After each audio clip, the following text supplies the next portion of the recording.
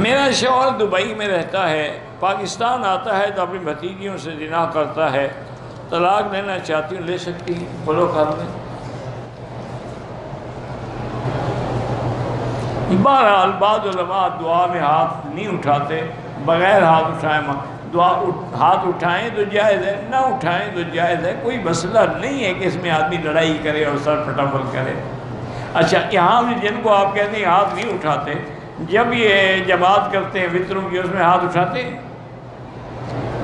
گھنٹہ گھنٹے کی لمبی دعا ہوتی ہے، ہاتھ اٹھا کرتے ہیں، پھر وہاں کیوں ہاتھ اٹھاتے ہیں جب ہاتھ اٹھانا جائز ہی نہیں؟ اللہ کے بندے جائز ہے، اٹھاؤ یا نہ اٹھاؤ، دونوں باتوں پر اعتراض نہ کرو۔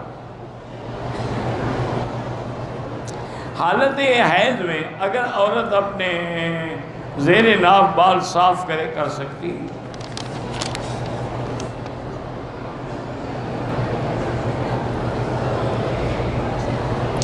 بہرحال نیل پالش کا میری بیٹی اگر اس کا تہ ناخن کے اوپر تہ جم جاتی ہے تو پھر تو وضو نہیں ہوگا۔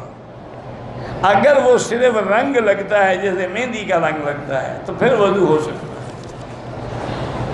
آپ لگا کے دیکھ لیں، اگر وہ تہ بنتی ہے تو جب تک ریموو نہ کرو اس کے نیچے پانی جائے گا ہی نہیں۔ ایک ہے کہ آج کل ویسے بھی جو اچھی مسلمان لڑکیاں ہیں وہ مہندی لگا دیتی ہیں، بس اس سے وضو میں کوئی فرق نہیں پڑتا۔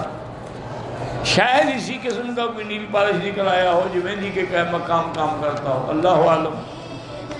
من مكة حبيبي نور سطع المدينة